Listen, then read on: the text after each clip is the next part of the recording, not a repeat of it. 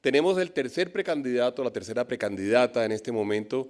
Ella está conectada, no se encuentra en este momento en el país, razón por la cual no pudo acercarse a venir presencialmente a acompañarnos el día de hoy, es la doctora María Fernanda Cabal. Con ella, pues a ella no sé si ha visto las normas y no sé si estaba conectada antes, básicamente tenemos 15 minutos 00, al minuto 14 le sonará un primer timbre, al minuto 15 le buscaremos que termine la presentación. No habrá forma, digamos, de apagar el micrófono, pero sí esperamos que ella cumpla con su tiempo. De manera que bienvenida, doctora Cabal, y queda usted en el escenario del sexto SEC y Asamblea de la ANDI. Muchas gracias. Quiero expresarle mi gratitud precisamente a usted, Bruce McMaster, y a la ANDI por su invitación al sexto Congreso Empresarial Colombiano, que me honra por ser la organización gremial más importante del país. Creo que jugamos en la misma cancha de la libre empresa, del Estado menos intervencionista, de la seguridad como bien fundante y de la necesidad de llevar a cabo reformas que el país ha aplazado repetidamente y que hoy son aprovechadas por quienes quieren fungir de salvadores cuando representan un riesgo para la democracia de cara a las elecciones de 2022. Permítanme en esta exposición hacer un recuento de los aplazamientos durante nuestra vida republicana, porque nunca he encontrado mejor consejero que la historia. En 1810, cuando se lanza el grito de la independencia, esa aspiración tuvo que ser aplazada, pues en lugar de buscar la unión y la fuerza, en 1812 ya estábamos enfrentados en la primera guerra interna del siglo. Por eso esa época fue bautizada como la patria boba y la independencia tuvo que esperar hasta las dos grandes batallas de 1819 en Boyacá. De hecho, una vez llegado el momento de construir nación y definir el modelo de organización que permitiera crear instituciones fuertes para consolidar el territorio y administrar la independencia, esta no ocurrió. En Colombia, yo digo que existe una extraña incapacidad de aprender de la experiencia. Por eso, después de la Primera Guerra Civil temprana, hubo 10 guerras más de carácter nacional durante el fin de siglo y 14 guerras regionales y decenas de revueltas locales. Podríamos afirmar que desde épocas remotas las armas se han institucionalizado en Colombia como forma de solución de las diferencias. El país tuvo entonces en sus primeros años 6 constituciones, 5 nombres diferentes hasta la Constitución del 86 y el nombre de República de Colombia. Transcurrió entonces el siglo XIX aplazando la construcción de país entre guerras y hegemonías de los dos partidos políticos que se fueron consolidando. Entre 1863 y 1886, la Primera República Liberal, y luego entre 1886 y 1930, la hegemonía conservadora. Periodo en el cual estalla la Guerra de los 1000 días con las consecuencias de la pérdida del territorio por la separación de Panamá en 1903. El siglo XX se inicia con una especie de calma chicha durante la hegemonía conservadora, pero como ninguna hegemonía es buena, en ella se empieza a cocinar esa gran guerra no declarada del siglo XX, conocida como la violencia, entre los dos grandes partidos. En un caldo de cultivo que incluyó la conmoción de la Primera Guerra Mundial y su posguerra, los coletazos de la revolución bolchevique con la internacionalización del comunismo y las repercusiones de la Gran Depresión. En 1930 hay cambio de turno y comienza la Segunda República Liberal, al tiempo que nace el Partido Comunista Colombiano y en 1935 la CTC, Confederación de Trabajadores de Colombia, la primera gran central obrera que con el apoyo del partido gobernante aglutina a las organizaciones obreras comunistas, y desde entonces las relaciones obrero-patronales del país han estado marcadas por la confrontación y todas las consignas y estrategias del comunismo internacional. Desde ese momento se van calentando los ánimos en los dos partidos hasta 1946, cuando un sector del Partido Liberal, que ya se confesaba socialdemócrata, se radicaliza y nace el Partido Unión Nacional Izquierdista Revolucionaria UNIR, liderado por Jorge Eliezer Gaitán. Con esa división, los conservadores regresan al poder, cuando ya los enfrentamientos armados están a la orden del día en todas las regiones, hasta el asesinato de Gaitán en 1948 y la generalización de la violencia entre el gobierno conservador y las guerrillas liberales, con una fuerte influencia del comunismo internacional. Y siguiendo de aplazamiento en aplazamiento, en 1953 se produce un golpe de Estado militar, que no lo fue tanto. La violencia disminuye, no desaparece, y el país entra en un periodo de ese progreso relativo que es posible cuando se conculcan libertades y se consolida la dictadura. Comenzando la década de los 60, los partidos históricos necesitan recuperar su espacio político y se ponen de acuerdo. Derrocan al dictador y nace el Frente Nacional con la repartición sucesiva del poder durante 16 años.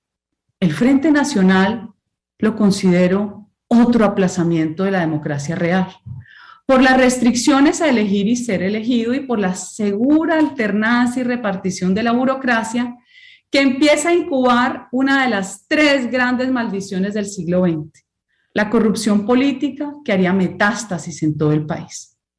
Pese a todo, el Frente Nacional sí derivó de alguna forma en un desarrollo institucional, especialmente durante los gobiernos de Carlos Lleras y Misael Pastrana, a pesar del vaivén y de las diferencias ideológicas y de las decisiones en materia de política pública, especialmente en temas que eran álgidos como la reforma agraria expropiatoria de los liberales y la defensa del derecho a la legítima propiedad privada de los conservadores. Y como la violencia no ha tenido solución de continuidad en la historia del país, con el Frente Nacional nacen otras 2 grandes maldiciones: la subversión armada comunista y el narcotráfico. Y ambas aplazaron el desarrollo integral del país.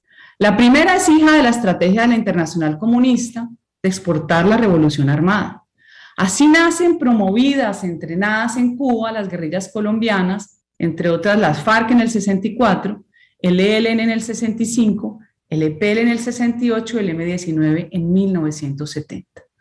La segunda, el narcotráfico, nace con la bonanza marimbera en la costa caribe, llevada al extremo con la decisión de López Michelsen de crear la famosa ventanilla siniestra, que legalizó millones de dólares de ingresos de la marihuana.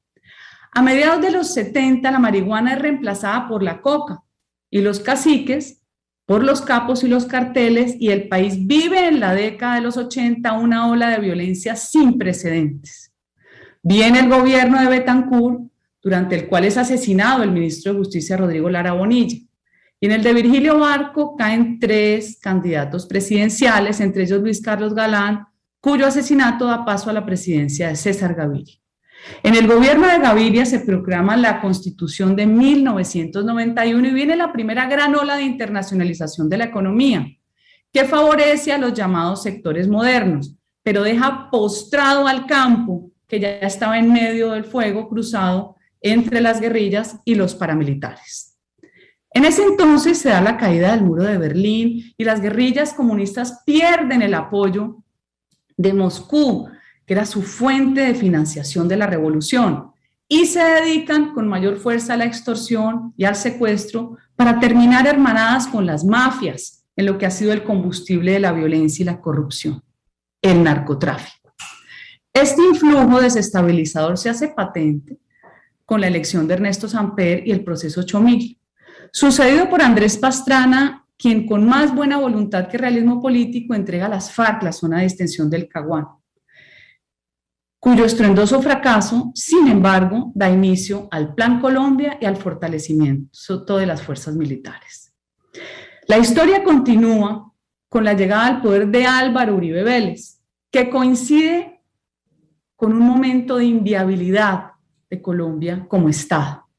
Y se da inicio a un periodo de gran transformación a través de la política de seguridad democrática, al tiempo que se lleva a cabo el sometimiento de las autodefensas con la Ley de Justicia y Paz.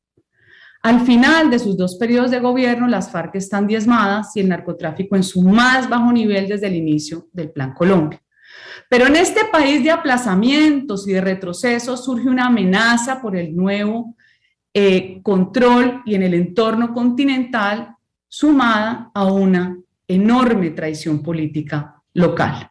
Hugo Chávez asumo como presidente de Venezuela en 1999, dando entrada a un factor perturbador que no estaba en las cuentas de nadie, es el socialismo bolivariano del siglo XXI, e empieza a inyectar petrodólares de Venezuela al Foro de Sao Paulo para avanzar en una nueva estrategia del comunismo internacional, cuyo promotor y patrocinador es el entonces presidente Lula da Silva, y de ahí se mueven a Uruguay, Bolivia, Chile, Ecuador, Nicaragua, Paraguay, El Salvador, Perú y Argentina.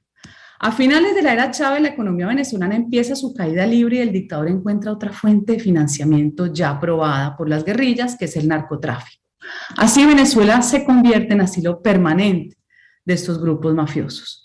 Mientras tanto, en Colombia llega al poder Juan Manuel Santos, elegido con los votos de Uribe y con la bandera de la seguridad democrática, pero más demoró en terciarse la banda presidencial que en traicionar a sus electores.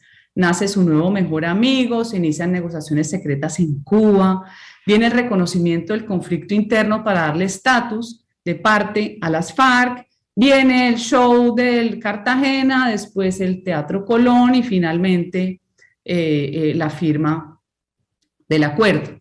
En ese proceso de negociación surge un asalto a las instituciones porque el Ejecutivo traiciona a sus electores y se entrega a unas negociaciones bajo la amenaza extorsiva de la violencia. El Legislativo entrega su competencia deliberante y su iniciativa legislativa bajo el fast track, la antítesis de la democracia.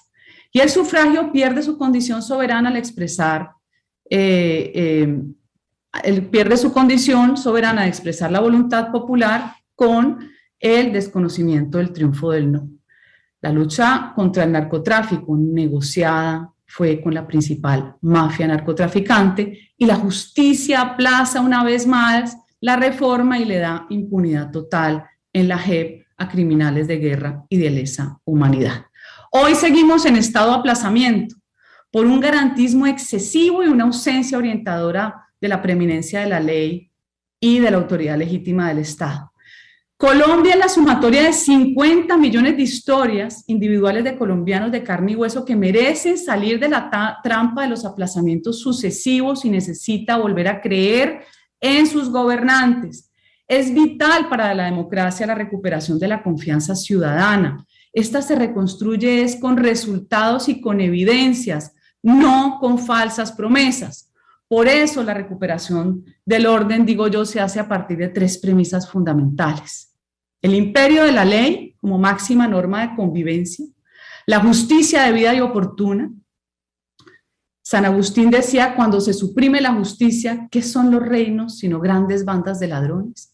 Y la seguridad en su sentido más amplio, como bien fundante de la sociedad, que no se limita solo a la preservación de la vida, sino que garantiza la libertad integral de credo, de trabajo, de asociación. Y dentro de ese orden de ideas, el desaplazamiento del país obliga a que Colombia marche en varias direcciones. Reforma política que dignifique el papel de los partidos y el ejercicio individual de la política. No puede seguir siendo la política el negocio de la clase política para seguir sosteniéndose indefinidamente en el poder. Reforma a la justicia, que siempre se ha estrellado con los intereses de la magistratura, del Congreso, de la falta de gobernabilidad del Ejecutivo, intereses ideológicos de sindicatos de la rama y hasta intereses de las mafias del narcotráfico. Colombia necesita que se garantice la tutela, pero que se evite su abuso sistemático y para eso se necesita voluntad política y gobernabilidad.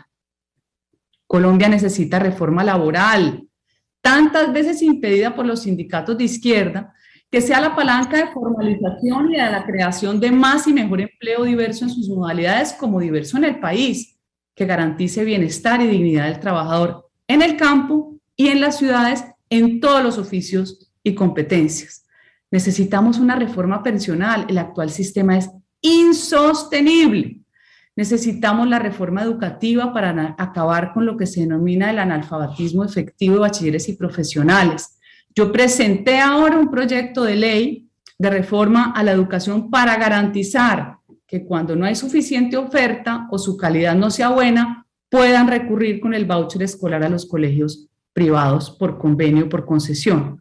Colombia necesita una reforma tributaria estructural que sea cada 4 años. No puede ser que cada año tengan que volver a hacer una colcha de retazos porque esto anula la seguridad jurídica del inversionista nacional y extranjero. Debe fomentarse la formalización empresarial, ¿sí?, como el camino al pleno empleo. Finalmente, necesitamos una política de generación de empleo donde el Estado facilite el camino con menos regulación que esconde la corrupción y que ahoga la iniciativa privada.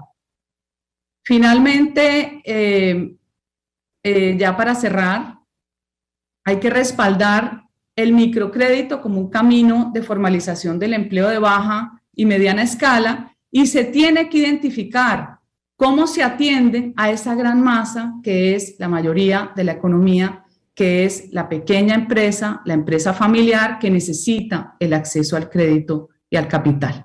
Finalmente, con el tema ambiental, debe promoverse un equilibrio entre lo público y lo privado. Muchas gracias.